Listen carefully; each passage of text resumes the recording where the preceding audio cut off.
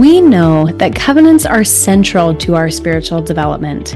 Indeed, the word covenant was mentioned nearly 300 times in April 2024's General Conference addresses alone. But do we understand covenant in its eternal magnificence and importance? Have you ever wondered what is the new and everlasting covenant, and how does it relate to the covenants we make in the temple? How do I know when I've been accepted by the Lord into a covenant relationship? What does embodying the 5 temple covenants actually look like? How is the Lord going to fulfill the covenant made with our ancient fathers and mothers? Do I have a role in that great and marvelous work? If so, what is it? In an effort to explore these vital questions and more, the Latter-day Disciples are pleased to announce our 3rd conference, Awake and Ascend, the Covenant of the Fathers. This online event will be held June 28th and 29th and will feature podcast guest favorites, including Todd McLaughlin, Dave Butler, Josh Chandler, Corey Jensen, as well as new faces Donna Nielsen, author of Beloved Bridegroom, and Julia Wenzel of the Way to Christ YouTube podcast. Attendees of the 2023 Awake and Ascend conferences described these events as wonderful, so beautiful. I learned and the Spirit confirmed, and it did not disappoint. I have been craving the meat of the gospel, and each and every speaker provided just that. Register today and secure access to this 2-day event, a downloadable PDF notes packet, and exclusive post-event Q&A with the presenters. As a registered nonprofit, all proceeds go to cover expenses and to charitable giving. Together, we hope to rend the veil of unbelief, preparing us to call upon the Father in Jesus Christ's name with a broken heart and a contrite spirit, that we will come to know that the Father hath remembered the covenant which he made unto our fathers. Join us at Awake and Ascend. Hi, everyone. Welcome to this episode of the Latter-day Disciples podcast. I am grateful to be joined by Donna Nielsen. Donna is married, has 5 children and 16 grandchildren. She is the author of Beloved Bridegroom, Finding Christ in Ancient Jewish Marriage and Family Customs.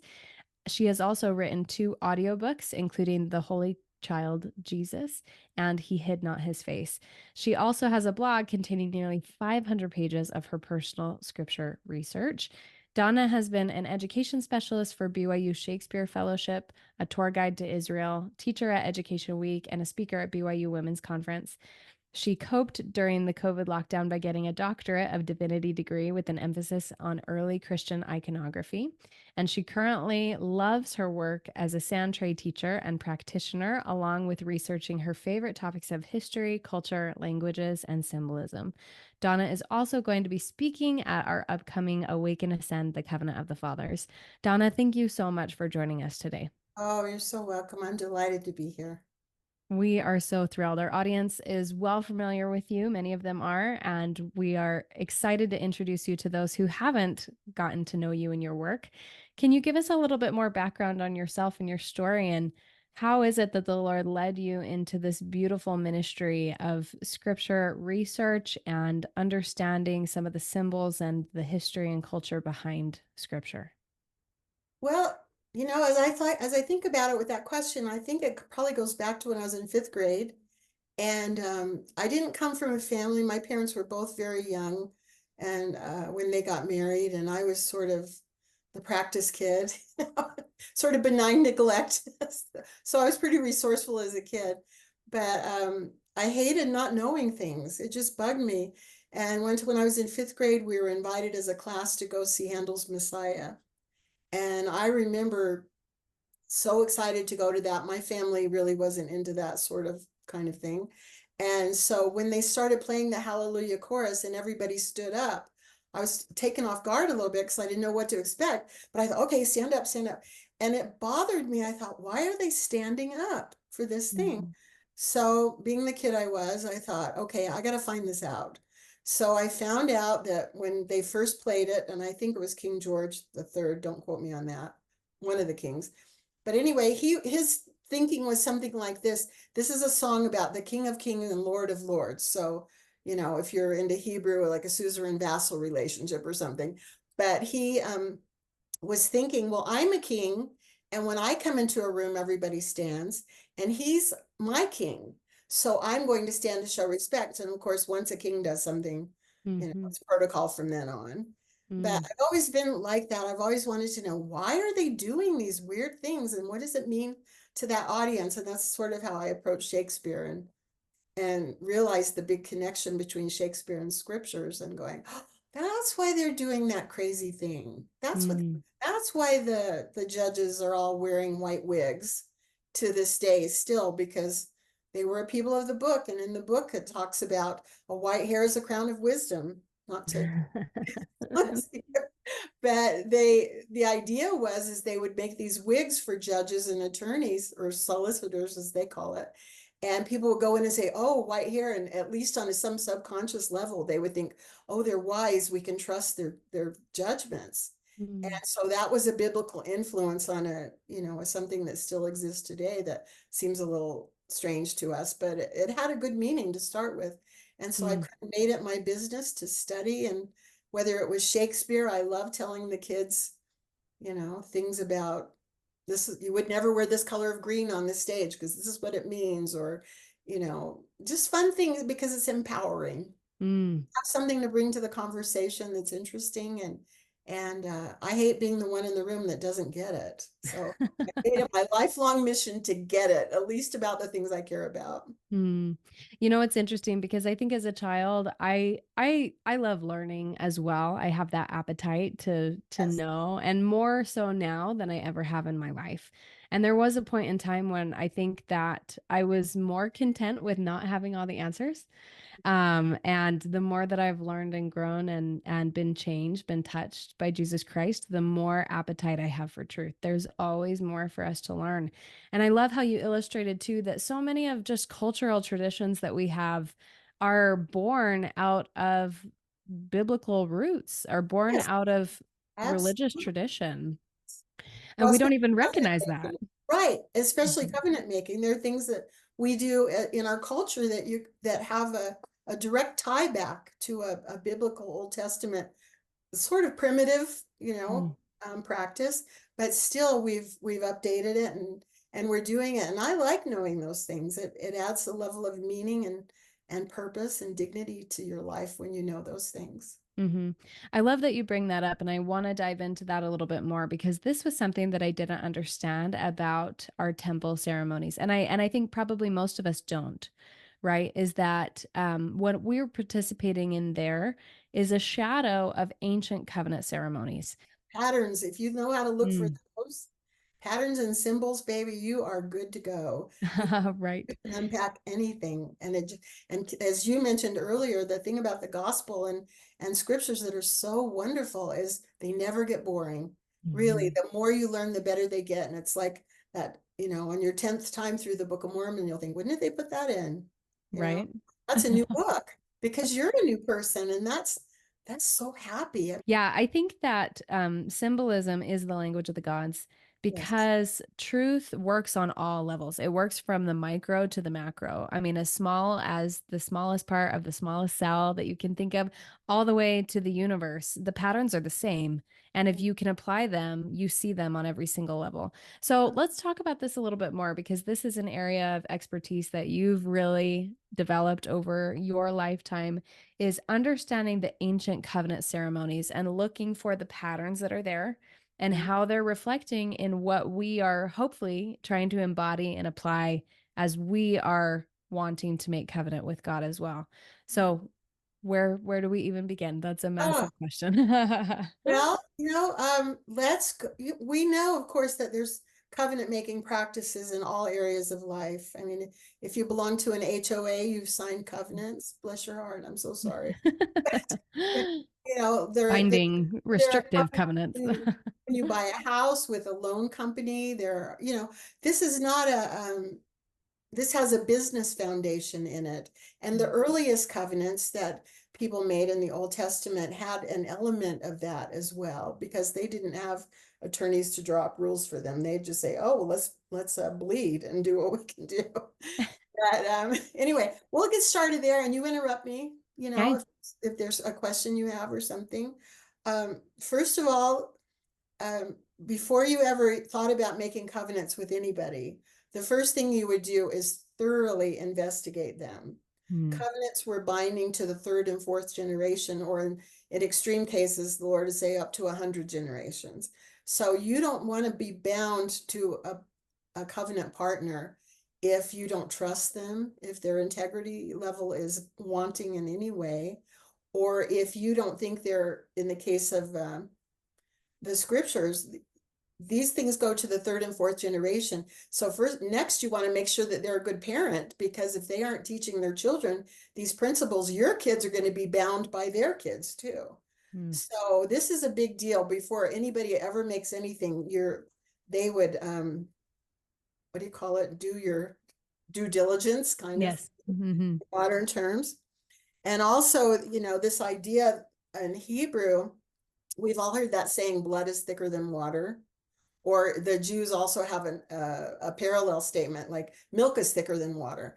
And what it means is that the water of your mother's milk or the birth water is not as thick as the covenant blood.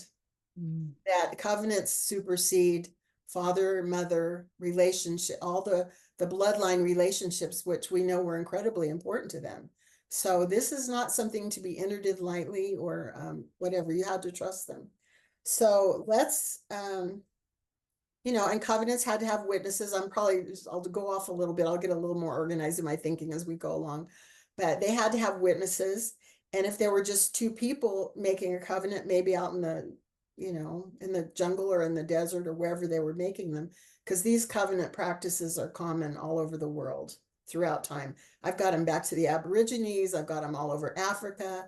If you remember Dr. Livingstone, I presume, and Dr. Stanley, who went after him, the only reason they survived in Africa was because they made blood covenants with all of those people, and they used the similar ones that the ancient Hebrews used. And so one thing too, especially just a little fun tidbit,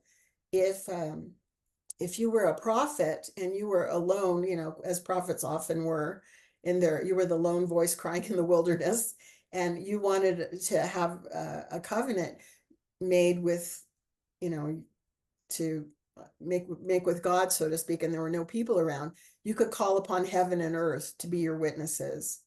So that's, a little thing that they had.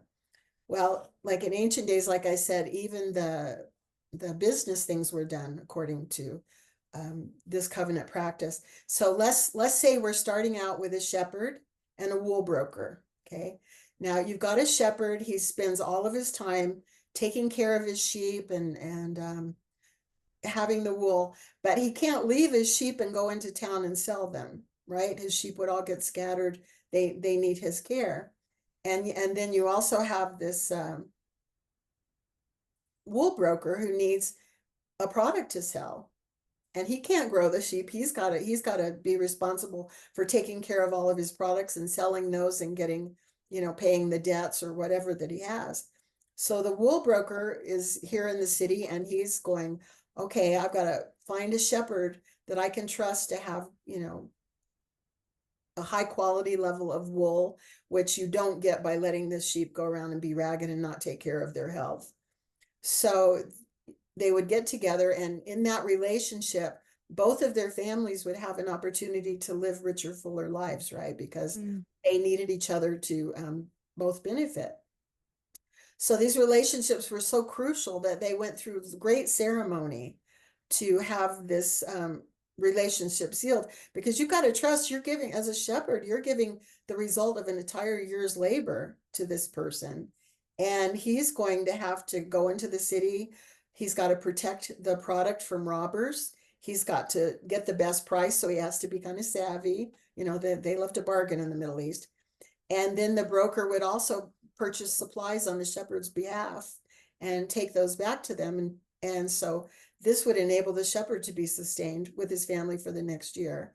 And in the meantime, the wool broker, like I said, had to do everything he could to get maximum amount of fleece for the guy to sell and to have a high quality product, which took a lot of work. If you know anything about sheep, exhausting. That whole I'm the good shepherd makes me tired every time I think. Really hard. So you would have done a covenant ceremony, and the elements of that ceremony, there were 7, and they go something like this. They weren't always in exactly the same order or exactly the same way, but like all covenants, they have to have 7 parts, okay? And so the first thing that they would do is that they would remove their sash and their sword, okay? Now I have a little sword here I got in Israel. It's a pretty cool one, called a jambia. This is a 2-edged sword. And this is also the kind of sword they're talking about when they talk about his mouth was sharper than a 2-edged sword. Mm. And a 2-edged sword is a sword that cuts both ways. And so the idea was the 2 men would stand in front of each other with witnesses after they'd done their work. And here's like a sash. They would wear it around their waist, and you could tuck your sword into that around your waist. You'd exchange your sash and your weapon. Now, your sash was a symbol of strength. And let's see, I've got one of the covenant statements here. So the sword is a symbol of strength. And so by removing your sash and your sword, exchanging it with your new covenant partner, each one is pledging all of his strength and support to the other for his defense. The idea says, everything that I have, all of my power, all of my strength, everything that's represented by this is now pledged to your benefit. If you have a problem, I've got a problem. And I will, if you are in trouble, I'm in trouble. And I pledge to rush to your defense and well-being. And if this was a different kind of covenant, it would also go for generations. You could make a covenant just for one generation. So, but anyway, and the sash, as you know, was a symbol of service. We wore sashes, and then sashes were used to gird up your loins. Do you know that process, what that looks like? Okay. No, tell us. Well, so if you needed, they would wear long robes, and you can't really, if you have to rush to someone, you have to run, you can't really run in a robe. So you take your sash, run it between your legs, pull up your robe so it looks like you're wearing culottes, and then tuck your sash into your belt around your clothing. And that was called girding up your loins. They would do it anytime like they were going to work in the garden or, something. So this was a symbol of, if you need help, I'm going to rush to you as fast as I can with all of my resources to help you out. And so girded loins denoted alertness and strength and readiness for action. All right. So after the pledge, they would recite the blessings and the cursings of the covenant. And the blessings would be given, in this case, in the wool broker and the shepherd, the blessings would be something like, all I have is yours, and all that you have is mine, and all that we can produce together is ours. And so I have a great curse here too, that I like to collect biblical curses. What the heck? Something to do. People buy shoes. Perhaps they could be useful at some point. I'm doing weird things. But so here's an example of a curse. This is one that I found that was really used. It says, if either of you break this covenant now established between you, may wild beasts devour him, the serpent poison him, bitterness be in his food, his friends desert him, his weapons burst in his hands and wound him, and everything that is bad do wrong to him until death. So they took this pretty seriously. You didn't want to break those kind of curses. So after the covenant, and and in some cases they would remove and exchange their outer garment. I'm trying to remember what kind of pictures I've got here. I haven't done that yet. Okay. So they would make sure that the covenant each part of the covenant was understood, verbalized, agreed upon, and recorded. Now, if you were hardcore about this, you could even record your signature in your own blood. So depending on how hardcore they were. But by this, then they would take off they've already exchanged their weapons and their sash. Now they would take off their outer robe and hand that to the other person. And that's saying, I'm willing to stand before you and be completely transparent. There's no facade. I'm not hiding anything away from you like a weapon stuck under here. There's no image to protect. There's nothing between us that would impede our open and honest communication. So they would exchange covenants. Like sometimes you read about like David and Jonathan in the scriptures, and it talks about them exchanging their garments. Standing naked was a vulnerability thing, a willingness to in the in the Doctrine and Covenants, it talks about heaven being a place where you see as you are seen and know as you are known. And that was kind of the idea of exchanging it. It wasn't really standing without any clothes on at all. Now, the Jews had several ways to kind of ratify these covenants now that they've made. And one Old Testament way, and a way that God made a covenant with Abraham, was to walk the blood path. Now, I have a little picture here in a minute. I don't think this is the covenant path that most people think about walking all the time, but Which I'm glad that you bring that up though, because okay, well, you explain what it is and then we'll say okay, why this is the covenant path, yeah. right? Well, Mm-hmm. and I don't know if we mentioned it or not, but in Hebrew, you don't make covenants, you cut covenants. In Yes. all of the 80 times that you look up covenants, it's always karat berit, which means to cut. Mm-hmm. And so what they did was, here's God made a covenant with Abraham in Genesis 15. And this was a little different than a standard one because he wasn't here in person to do this with him. So it was more of a unilateral covenant. But God used a practice that Abraham was familiar with in his culture to do it. And then he took these animals, and you wouldn't always have, we could talk a long time about these animals and all their meaning. But in essence, when you made a covenant with someone, it involved taking an animal and starting at its nose back to its tail and breaking in half precisely each little bone in their back, because that would expose marrow, and marrow was thought to be the source of life and red blood cells, and I think it is actually not real medical, but I think that that has something to do with your blood and the health of your blood. Mm-hmm. And the whole, when they're talking about joints and marrow in the scriptures, a lot of time it's referring to this practice. And they would divide the animals so that their blood would flow between them. And then the two partners, if they were making this, and normally, of course, with our shepherd, it could be, a couple of fat sheep that they could do this with. Mm-hmm. Would start at opposite ends and walk through this blood, saying something to the effect of, I will keep my covenant with you, or may what happened to these animals happen to me.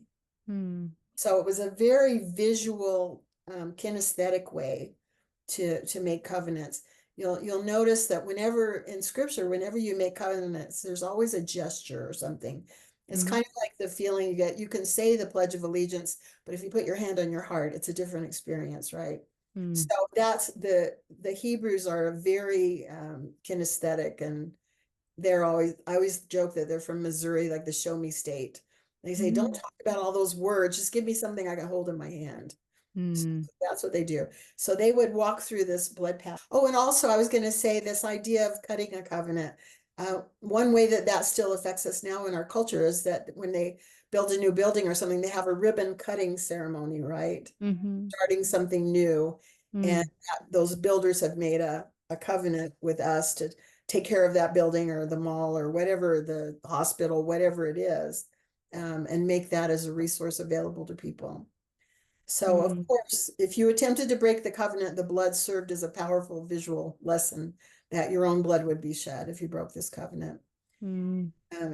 In brief, it was a solemn oath to be kept on pain of death. It was inviolable and irrevocable.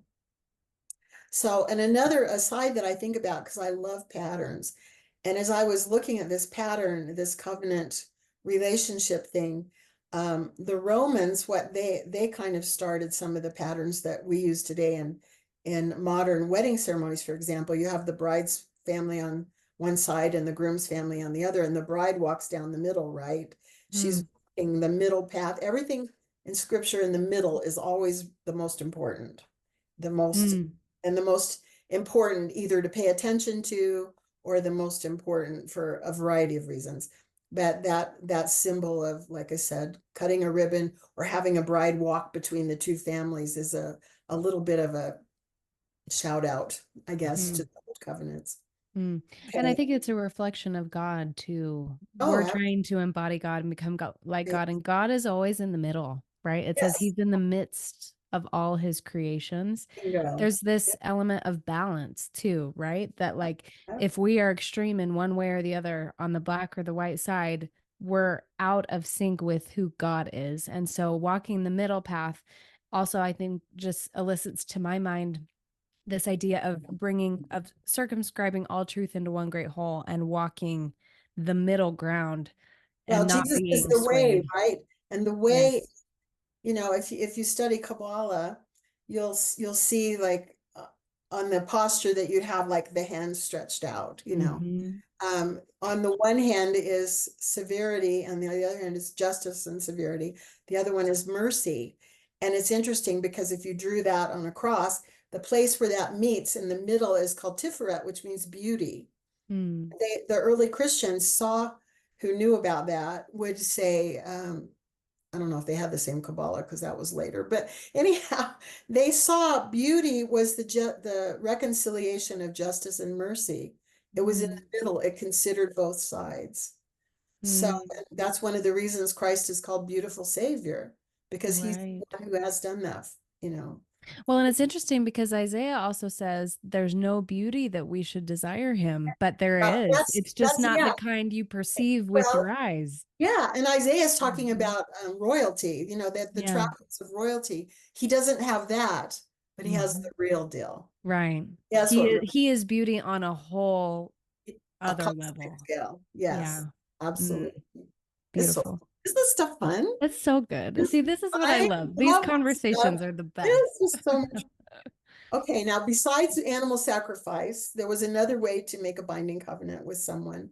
And sometimes they would draw and mingle their own blood Mm. and allow the two bloods to come together. So there are several ways to do that. You could do it on your palms and put your hands together like that. They could cut on their wrist and go like this. Sometimes they would make a cut in their upper arm.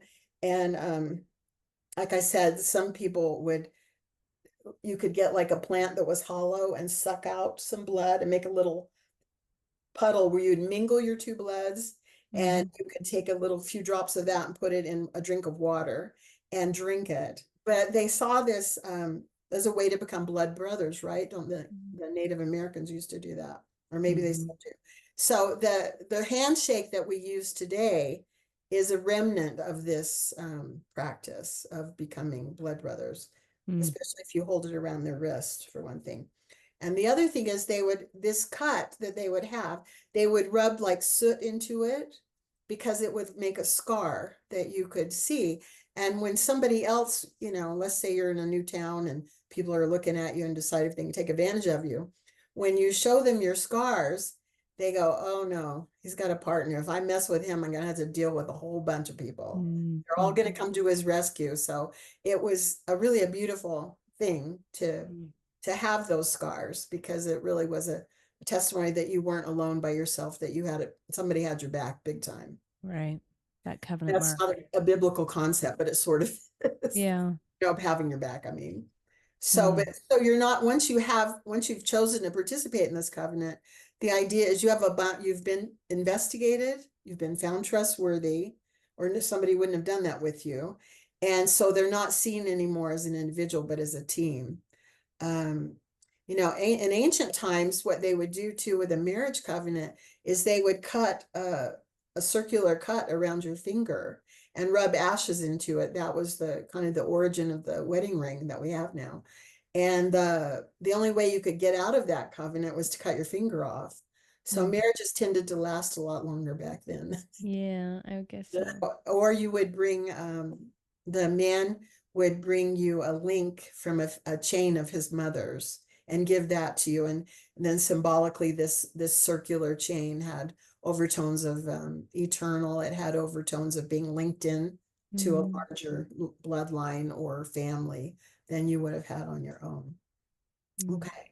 So after you've exchanged your weapons and you've exchanged your sash and you've exchanged your robes and you've made some kind of a cutting covenant to have blood. So now comes the fun part, and it's time to have a meal. And Middle Easterners have very strong ideas about eating a meal to seal a covenant. And a covenant meal in biblical times was also a way to ratify any kind of pacts or treaties that you made.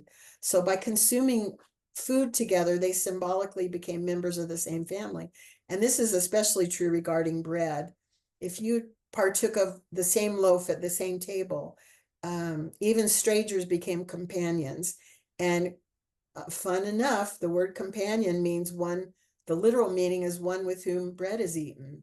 Mm. And so you think about taking the sacrament on Sundays, you're all together there eating from the same table and the same loaf, so to speak. And so that makes you all companions. And the rules of hospitality, whether or not you were underneath a blood covenant with someone, the rules of hospitality were very powerful. And I think about that. Now, some people think too that this covenant meal thing and eating bread, that the original meaning of eating bread with someone meant eating bread with salt. And salt was really important. In the ancient temples, you would have every offering that was offered in the temples had to be salted. Salt was a token of the truest and most unbreakable covenant. When God made a covenant, I think with Aaron, he said, "And I will make with you a covenant of salt." And the idea, of course, is having that preservative quality that salt has. Salt was very expensive and valuable. As you know, the Romans would pay their soldiers in salt. That's the root word for salary that we have today. So salt was valuable just intrinsically of itself to be offered there. And if you're in the Middle East, really Orthodox people won't the Arabs are pretty good about it, but the Jewish people, they won't eat bread with you. And if they don't trust you, or if you're not, part of their inner circle. But a lot of times the Arabs will. And if you eat at their table, they will say, "There's bread and salt between us." So that's a sacred relationship. And if you violate that relationship by casting aspersions on your host or doing anything like that, it's a lasting stigma. If anybody heard about that, you would be forever branded as untrustworthy. Mm. And it wasn't necessary for a whole meal to be eaten for this connection to occur. It could also be done by eating and sharing a small piece of salted bread, and giving it to them. And salt was thought to be so much of a part of the covenant that when Jesus said, "Have salt in yourselves," he said that to his disciple, which is another glorious weird scripture. You can say, "Oh, it's talking about the power of salt to remind the disciples of their commitment and devotion and loyalty to each other, but also because of the covenant to have peace between themselves." So maybe we should all remind our children all the time, right? We have bread and salt covenants. You got to be nice to each other. And the admonitions in Colossians 4:6, which says, "Let your speech always be seasoned with salt," can refer to the symbolic power of salt to create unity and harmony because of a covenant. Now, just on a little side trail, which I love going on, there's another interesting illustration about salt in a relationship with what parents would do with their children at birth. A very old custom, and it's still practiced there. I taught when I was over in Israel last. I was always bugging everybody that lived there, like, do you still do this? Do you still do this? And they said, "Oh yeah, we know all about that." They do it up in the mountains, not in the city. But what they would do is when a new baby was born, they would grind and pulverize a powder, some salt, and then mix it in with a little bit of warm water, and the baby would be washed with that. And the salt, with its covenant overtones, would be a token of between the parent and the child, that I will teach you to be true and faithful and peaceful and loyal and good, as a good person. That's my job as your parent. And they also believe that putting salt on a baby's body kind of makes their flesh firm. That has this homeopathic effect, I guess, of making it healthier. And so since this little ceremony represents a symbolic testimony that the parents will raise this child to be true and faithful, in certain areas of the Middle East, if you make a remark that someone hasn't been salted at birth, those are fighting words. That's saying something really bad about your family. Like, It's like a really bad your mama joke. Yes. Yeah. Yes. You Your know, mama didn't raise you. that's right. And Yeah. if you're in a old West bar, it's like get a rope. Yeah. Ooh. Things. Mm. So since salt symbolically represents faithfulness, like I said, this comment reflects very unfavorably. So let's think about Ezekiel. Here's Ezekiel 16:3-4. And say, God says to Ezekiel, thus saith the Lord unto Jerusalem, thy birth and thy nativity is the land of Canaan. Thy father was an Amorite, thy mother was a Hittite. These are idol worshiping people, not Mm-hmm. protection. And as for thy nativity, in the day thou wast born, your navel was not cut, neither wast thou washed in water, and you were not salted at all. Mm. And we read that and we're going, okay. Yeah. That if you have this custom, God is saying, you've rejected the parent who would have taught you all this beautiful thing and made salt covenant with you, and you've made it with these other people who are not going to be there for you and who won't Mm. love support you. But yeah, for him to say that to the people would not have been happy with Ezekiel. They would have Mm. been really, really offended by that. Mm. I like knowing that. It's just, Yeah. Well, and okay, this is really tangential as well, so we sure. don't have to go there. But I just want to say this is making me think about Lot's wife a little bit differently. Yes, When we yes, read about a pillar of salt, there's this connotation. We assume that it's salt that's lost its savor, right? But there's nothing to indicate that. no, And I think there's if we were to look again at that story, we see a mother who's unwilling to abandon her children in a yes, city that's all about to covenant. be destroyed. Well, and that's the nice thing about the scriptures. We're not trying to define doctrine here. Yeah. We can explore all of these things, and just another little aside about that in the Aramaic language, which of course is, sister to Hebrew, and I studied a lot about their culture, and their phrase for someone who had a stroke is they turned into a pillar of salt Hmm. because they've Interesting. lost the ability to have motion. So, you know, I, Hmm. we don't need to be super literal about everything Right. trained to be. It's not written to be that way, and it comes across kind of silly and foolish sometimes Right. if you're not mature enough to take it. Like, okay, when Mama says she's so mad she's going to boil me in oil, she's probably not going to boil you in oil. Right. Right. It's so easy to become dogmatic Yeah, and to hold to a particular level of interpretation. But again, as we're saying, there's all of these levels, right? You can go up, you can go it's down, always and truth is always truth. And so, and it's yes and right. and It's always so both or whatever, all in the right. middle, right? And no matter what season of life you're in, or no matter what your level of understanding is at that moment, that's the beauty of it. There's something there for everyone, whether it's a child who's going, what does this mean when, Jesus is talking about putting measures of leaven into bread. Mm. Any housewife knows what that looks like and how that works. And then you have beware the leaven of the Pharisees. Well, okay, there's that. Does that mean Hmm. bread is all bad? No. Right. There's other levels of it again and ways to interpret it. And again, Hmm. it's so wonderful how it keeps unfolding, just like a Yes. beautiful rose that just keeps getting prettier every day. Hmm. So true. Beautiful. Thank you. Sure. Oh, and after the meal, their next project is to kind of create a monument to the covenant. Remember, this covenant's going to be to the third and fourth generation often. And so you have to make a marker. Now, one of the things they would do would be gather a pile of stones. And I have this pile here. Of course, they weren't pretty gold ones like this, but they would often just create a pile of stones. And have you noticed, like, have you ever looked in Jewish cemeteries when people go, they don't put flowers on it, they put stones on it? Mm. That's because stones, referencing this ancient practice of creating a stone barrier, a heap of stones, it's called sometimes, or a stone altar of uncut stones.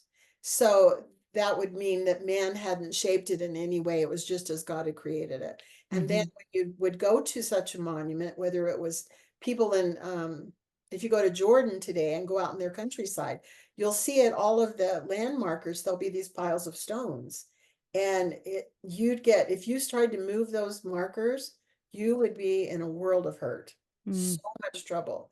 And so they honor this practice a lot. They know very respectful.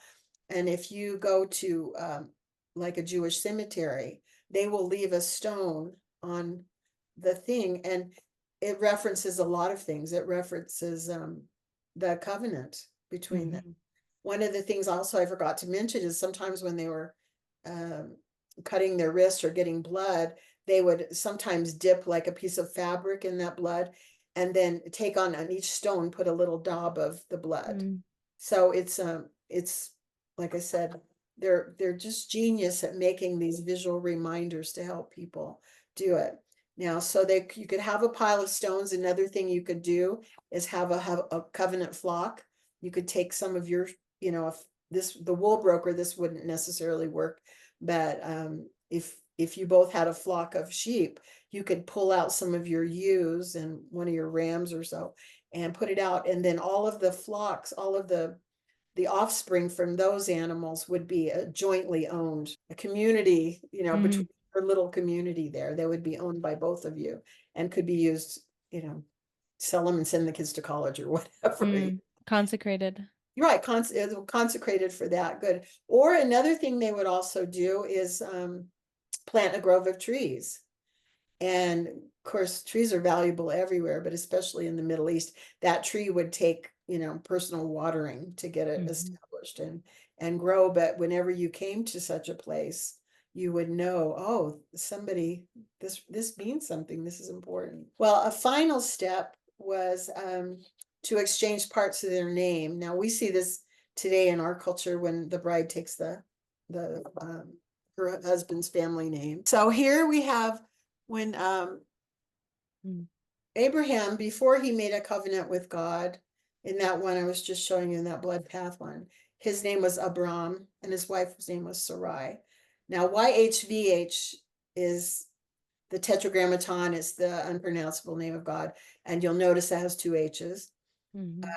It's often pronounced Jehovah, which isn't so great because there was no J in Hebrew, but still, that's Yahweh. And when you see it translated, all capitals, large capitals, Lord in the scripture, that's the name they're referencing is Yahweh. And so this H is associated in Hebrew.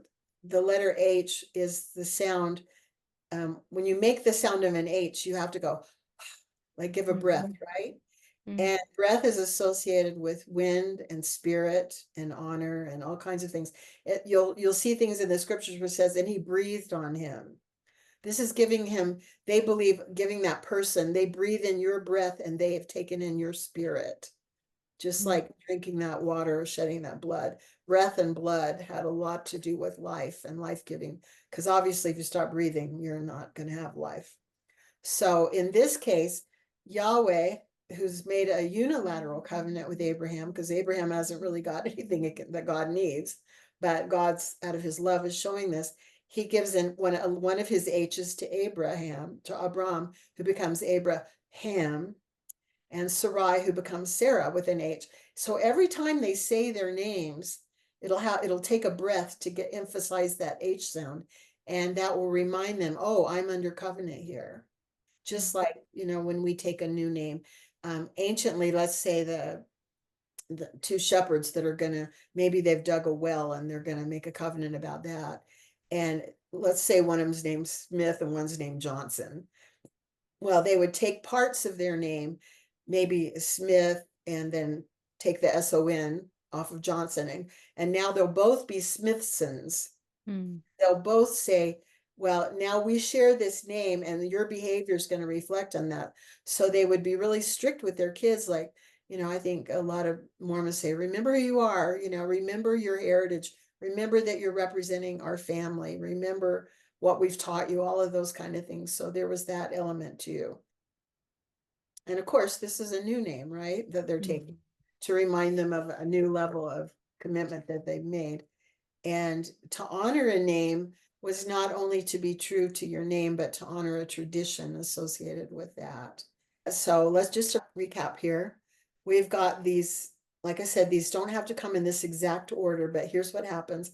First, both partners exchanged cloaks to reveal they had nothing to hide from each other. Also, special clothing that was exchanged sometimes had recognitions and symbols either woven into the fabric or embroidered onto the hem. So they would you'd be able to look at that clothing and see these symbols too, and that would be another sign. Okay, second, the parties would exchange their weapons to indicate that they would help and support each other in time of need. This is in 1 Samuel 18:4. And it says, and Jonathan stripped himself of the robe that was upon him and gave it to David and his garments, even to his sword and his bow and his girdle. So you can see the girdle is like a belt. He's given him his weapons. He's given him his outer garment, his robe. And so people who read that now sometimes have an overlay of a relationship that isn't really what it was in the context of the culture. I won't go any further than that. You can figure that out for yourself. Okay, the third thing they would do is eating a covenant meal, which symbolized sharing each other's sustenance. The fourth one is they cut their wrist or their hands and mingled their blood to indicate their blood covenant relationship. You know, bloodlines are huge, huge in that culture. You'd always say, well, we're the children of Abraham. They thought of themselves in terms, in modern times, we're very individualistic. And they saw themselves in terms of their tribe or their clan. And so to be a child of Abraham meant that was their identity. They didn't have like, well, I'm Abraham's cool child who can do this special thing. It was like, no, we're all, that's our bloodline. That's what we're true to, you know, or like you see this in royalty. They're always really big about, well, you've got to marry other people, other royals, right? You don't want to get that special blood all spread out there all over the place. And so this is a big deal to put your blood with someone else's. Fifth, both partners would bear scars by the cuts that were exposed, showing that they had entered into a covenant, and these matching scars were a token shared between them. One of the ways, if you were in the old days and you had a bunch of sheep and you're looking for some under shepherds to take care of them, and you go down to wherever they are hanging out by the city gate or whatever, looking for work, one of the things, if you were savvy, you would say, show me your hands. And if this person says, well, I'm a good shepherd, and they showed you their hands and there were no scars on them, no, thank you, next. Because what would happen is, in the scriptures, it always talks about the evil shepherds or the, bad shepherds. What would happen is, let's say you're a person that has a large flock, and we'll say 100 just for the fun of it. And so you'd say, okay, shepherd, here's my 100 sheep and I'm giving them to you, and you take care of them and bring them back in the fall or whenever the time is to get their wool or whatever. And you're accountable for all these. You have to make an accounting of every single sheep that I'm giving you. So he would take them off. Now, we all know that there's going to be attrition. You're going to lose some of the sheep. You're going to lose them because of they're old and weak. Most often you'll lose them because they're attacked by wild animals. In the Old Testament times, there were lots of lions in the Holy Land. And so you would, whether it was a lion or a wolf or whatever would come. And if you were a bad shepherd, you'd go out and some of the sheep would be missing. You, oh, too bad, I guess they got carried away, and just mark them off. Well, if you were a good shepherd and you counted your sheep carefully and you did it all the time, morning and night, and you're going, wait a minute, we're missing one. And you would go, you would pin up your sheep and you would go looking for that lost sheep. Now, oftentimes they would encounter the animal in the act of eating that lamb or that sheep, and they would attack him. And there's another strange scripture in the Old Testament where it talks about, but you have not brought back an ear or a leg. And you're going, what's that about? Well, the idea is even if they couldn't, they would do their best to save the animal. But if they couldn't, they would literally wrench away from the lion a part that was left. And that was part of their accountability process. I've not lost one that you gave me. In essence, they're all accounted for. So let's see, we got the scars. So you always wanted a shepherd with scars on his hands to trust him. Those are the ones that you thought, this person has got my back. This person will be responsible. Is a trustworthy person in every way. And it's interesting in the D&C, and I was going to look this up, but there's one there where Christ is talking and he says, behold my hands and the scars. And it's like, you can trust me. I've, you know, I'll go Mm. to the wall for you. I'll do whatever it takes, to be there for you and be a good covenant partner. The sixth thing is a monument was erected. And so you had that idea. You see that in the when Joshua takes over from Moses and he's leading the children of Israel, and they come to the river Jordan, and the Lord sort of does a miracle. And I think for the sake of the people, everybody knew about Moses' miracle of parting the Red Sea. So he does a similar miracle with Joshua, and he parts the river Jordan so that they can walk across. And then they get on the other side, and it says that Joshua had all of the heads of the tribes gather a stone from the riverbed where this miracle had just taken place. And they made a pile of these stones. And he said, and so in days to come, when your children ask you, what do these stones mean? You can tell them this is where a Lord performed a miracle. Or another way to translate that same sentence is, what do these stones mean to you? And so it gave you a testimony to share basically your experiences with God, and your how you had found him trustworthy in your time of need and comforting in your time of need. So it was a way to not just have a marker, but it was a way to bring families close together and to reinforce that loving relationship with God. Mm. Okay. So I think we talked about there's two kinds of covenants. There's the bilateral covenant that's between two people, and a unilateral covenant, which is where God just basically does all the work and says, I will make this with you because I love you. And, and then the promises we receive from that covenant are really quite all that he gets back in return is our love and gratitude, which, from what you read in the scriptures, that seems to be his greatest yearning anyway for that. So I don't know where else you'd like to go with this. We can talk about how Christ fulfilled those covenants. Yeah, that's one of the things I was thinking about is how the last week of Christ's life was a covenant ceremony. Yeah, and And let me just, you can can I see just say that. something about the covenant meal of Passover? Yeah, You know how we were talking about, so often we go, okay, this means that, I've got that down. I know that, this is but this and that is that. yeah. Yes. And so, there of course is an element here of Passover. Well, there was blood there, it was smeared on the lintels of the doors and everything. But as I was thinking about this, you had different levels of covenant that were made according, to Christ.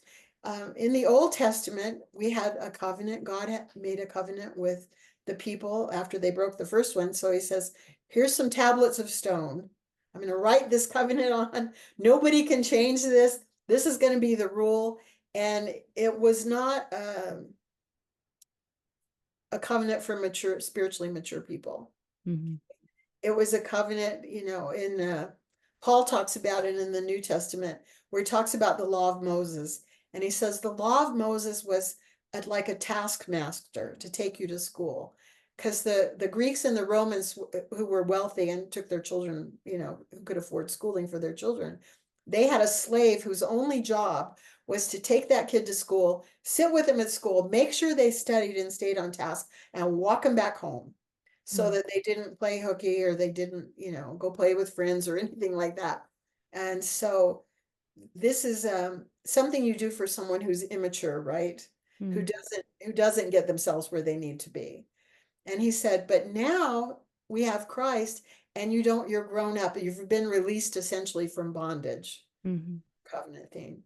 And so anciently we had, certainly there's elements of blood, that are involved in whether it's a bloodline or a blood sacrifice or all this kind of stuff. But Christ, in essence, if we're thinking symbolically, which is always a good way to think, Mhm. in addition, you need both. You need the literal and the symbolic, right? Mhm. And literal and symbolic, all kinds of Yes. them. So one of the things that Christ did at that meal was and it's, I had people say, oh, this sounds like cannibalism, that are non-Christians, they're reading, it's like, whoso eateth my flesh and drinketh my blood. Well, for one thing, it just helps to have a little background that in the days of Christ, the blood of wine was considered the blood of the grape. Okay. So, and we know that they were drinking wine. And so that was the blood they were drinking, was from this grape. And then you had bread, and he said, and I am the bread come down from heaven. Well, what's that? That's manna, right? That's bread that nobody had to cook. Nobody had to do the work of growing it and, threshing it and harvesting it and do all the stuff you have to do to make bread, which was very labor intensive. And so in so many ways, he's saying, I'm coming down here. I'm symbolically creating this new covenant with you that has to do more with not having tablets of stone, but having that law written on your hearts. He calls it Mhm. the fleshly tablets of your heart. And it gets kind of graphic because he talks about, I circumcise the foreskin of your heart. And if you look at what they're talking about, in essence, at Christ time, it's like, imagine that your heart, which follows out of love, which follows out of yearning for closeness and unity with God, and that yearning to be like that, to follow that commandment of watch what I do and do what I do and come follow me. Mhm. What happens is we're sort of, I don't know, I think of it like the natural man, around our heart. We've got this, that first we got to have a mighty change, and then we're willing to start the hard work of Mhm. chipping away at that stone. And then our heart is this offering we give to him, and it's the offering he wants. That's Mhm. why it goes through all that stuff with Hosea and Gomer, and the person who has the misfortune to love someone who's not faithful. But it's like, no, I'm going to keep her here, going to work with Mhm. her and get her to the point where she can be mature enough to be faithful and loving. And I see that as part of what Jesus was showing us with that covenant meal. This is going to be a new kind of bread, the bread from heaven. And there's going to be a new level of relationship here based on our love for each other. And Mm. that's when you're really going to change inside and become a new person. Mm. So beautiful. Thank you for sharing that insight. Yeah, I think I imagine we could go through each one of these things and really pull out We don't how need to do Christ did this. I know it would take too long, that. but like we can go, I mean, the idea of the outer garment being removed, right? He was stripped when he was Right. before he was taken to the cross, that he was exposed. He was wounded for our transgressions and he was hurt for our sins. That was a And special complexion. garment too, because remember the soldiers were casting light. It was a seamless robe. Mm-hmm. Probably not the place here to talk about it, but that seamless robe had a lot of significance under other things. But Right. it was Right. it was there for those that had eyes to see and ears to hear. They knew what that meant. Yeah. Well, and I recall that, clothing back in that time was custom made always. It was Oh, always and very expensive. individual and Yeah, it was. expensive, and it was reflective of the person themselves. And so when David and Jonathan exchanged their robes, in essence, they were exchanging their identity. They were It's, putting off this thing that is mine. It was made for me. It fits me perfectly. It reflects who I am. And I'm going to give it to you and put it on you. And I'm going to put on your robe and I'm going to become one. There's this whole, I mean, so much of the scriptural language of having the countenance of Christ written in our countenance, you can see reflections of that. this root idea of a blood friendship, if you will. That's what I think of it as. Um, we know that blood is associated with life, right? But Hmm. there's a different belief that they had, that it actually enlivens you, not just gives you, not as just a symbol if you're alive or dead, but Hmm. it enlives you in a sense that has far more to do than just your breath. It has this idea of commingling your blood, was like mingling the personalities and natures of each other. Think Mm. about this with Christ, right? Receiving his image in your countenance. This covenant relationship, which is related to blood in some way, and the blood of the grape, or Hmm. whatever shared experience that we're having with each other. It's like Aristotle says, true friends become one soul in two bodies. Yeah. And so I like to think of that too, that if, the Jews have that idea about God as a giant, giant bonfire, and each of us is a little tiny spark of God Hmm. that Yes. can grow It says if you nurture that spark, it'll grow into a flame, it'll grow into a star, and it'll grow into the sun. Yeah. That's when the day star starts arising in your heart, when you've had that, like for people who read Transformation. my book, I talk in there about heating up, that love was represented by fire. God dwells in everlasting burnings, Hmm. and the mountain that Moses was on looked like it was on fire. And that was a sign of love, like a burning in the bosom, so to speak. Mm-hmm. So anyway, I'm going off on Mm-hmm. all kinds of No, I tangents. love that. Well, and another connotation going back to what you were saying about blood and being made blood brothers. Joseph Smith talked about how blood is the corruptible part of us too. And so there's this idea that like I'm going to give you my good, right? I'm going to give you my strength and my money. The sash also had a money purse on it, Yeah. oftentimes, right? So it's saying I'm going to give you my Oh, wealth, my my resource. Yeah, my right, resource. my resources. I'll fight your battles for you. I will give you my name, my identity, my blood as well. But my blood also comes with my weakness. Right. It Yes. comes with my It's your flesh. transgression. It comes with my iniquity that I've inherited, my DNA, my propensity from my great great grandmother to overeat when I'm stressed. Like, you're going to get that part of me too. And so it is a holistic, complete sacrifice. It's not just, I'll give you the best of me. You'll get the best of me, but you're going to get the worst of me too. Jesus gets our cheap self Right. in the bargain, I but know. That's with why making a covenant with Jesus Christ is so one-sided, right? Because he has nothing bad that he commingles in with right. our blood. We are the only ones that corrupt that. But the miracle of Jesus Christ is that because of the covenant that he established, because he was the one to do it, because he had no corruption to infiltrate that offering, he can take his blood and apply it to us and change our blood so that our blood matches his. Well, and being made clean, right? Through the blood of the lamb. Do you want to talk about that? And we'll kind of wrap up a Oh, little bit. like washed in the blood of the Lamb. Yeah. It kind of just I tied in right there. have a visual. This is me. I talked a lot. Everybody's more interested. This is my little lamb. Has a little sad look because it's lambing season. He's just lost his mama. And the shepherd says, "Oh, well, there's a lot of mamas that have lost their babies. So I'll just take you and give you to a mother." Well, he doesn't really do that because he knows how lambs as sheep are. Because if you take a lamb and try to give it to another mother that she didn't birth, then she's going to reject that lamb. But the shepherd knows what to do. He goes to the mother's little dead infant and cuts off a strip. This is really real sheep wool. And it has blood on it from the little lamb that died. And the shepherd takes this little piece and puts it on top of the lamb, and then takes this lamb to the mama whose baby died. And she smells this and she goes, "Oh, that's my baby." And then she'll allow the new lamb to suckle. And once that relationship is established, then, they have each other from then on. And so we know this thing, like you were saying, a blood um, transfusion or whatever, but it's Christ's blood in so many ways that does all the good things for us, right? Hmm. Changes our nature, changes, Life-giving. and in the scriptures, it's also called the spirit of adoption.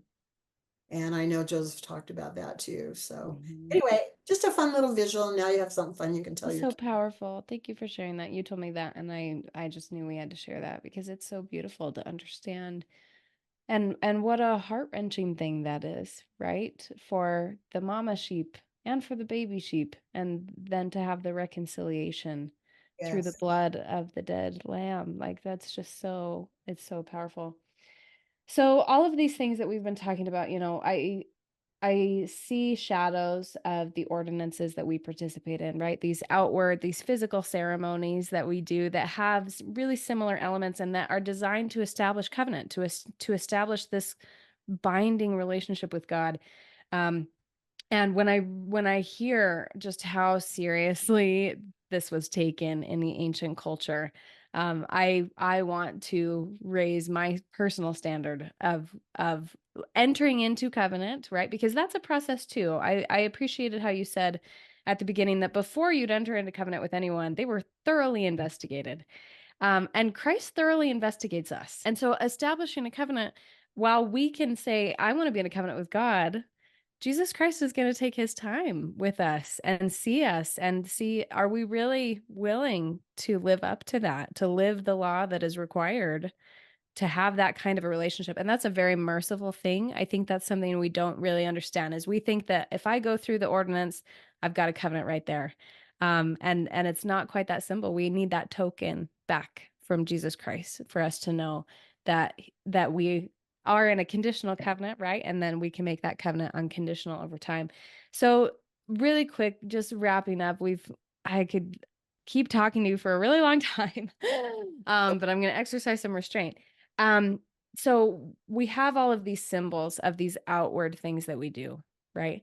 And then the inward is a totally different story. Can you talk a little bit about what are these meant to foreshadow in our inward evolution, that transformation of the stony heart into the fleshy heart?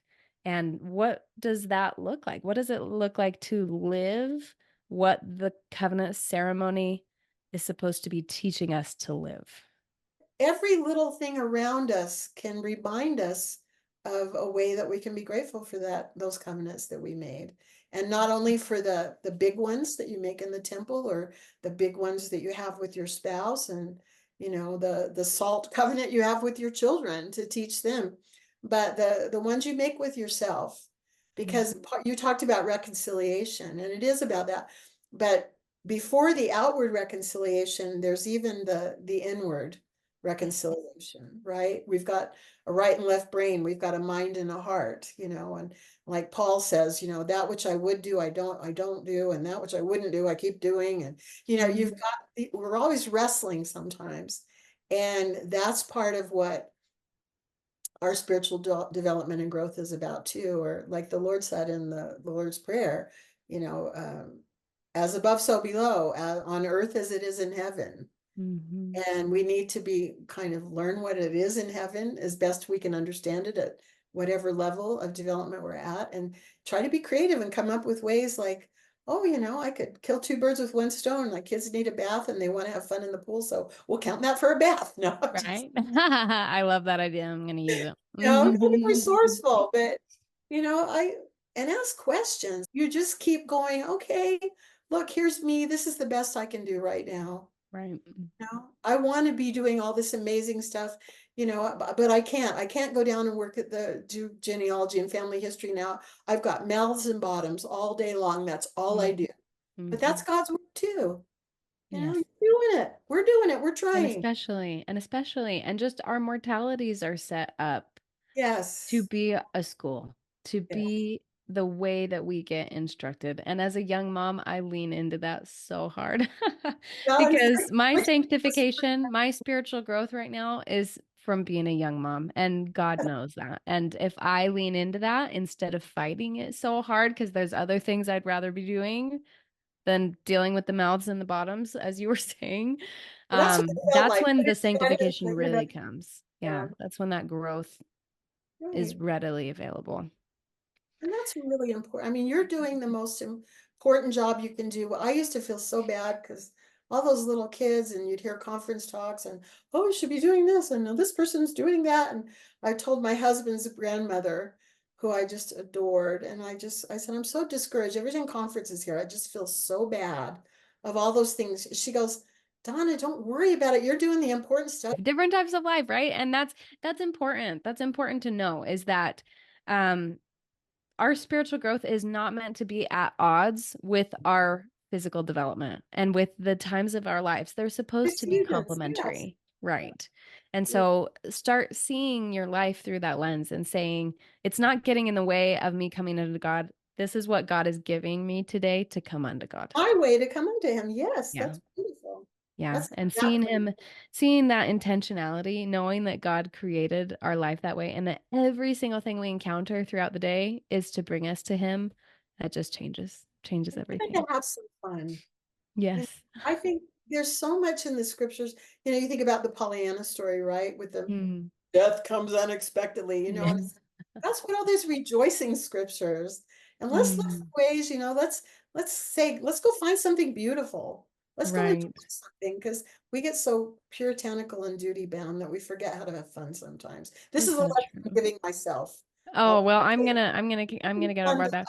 Well, and I was so thankful because even yesterday, so my kids are 8, 5, 4, and 1. And so it's a lot and I get overwhelmed. And there are days that I'm impatient, of course. And but yesterday I was so grateful because there were two moments that I was like, okay, that was the Lord with my children just for me. And one of them was my daughter, she's 8, she asked me for something and I was like, "No, you can't do that." And her brother, who's 4, was like, "Oh, Emma, I'm so sorry you can't do that. Wah, wah, wah." And he made the sound and I just laughed out loud because it was so funny. And then the other thing was my 1-year-old was sitting on the floor and there was a big yellow balloon nearby. And he was just kind of happy, crawling around by himself and the balloon caught his eye and he got the biggest grin on his face and he just crawled over to it as fast as he could. And then you would think he was going to try and grab it and throw it, whatever. No, no, no. He goes right in with his mouth. Trying to bite it.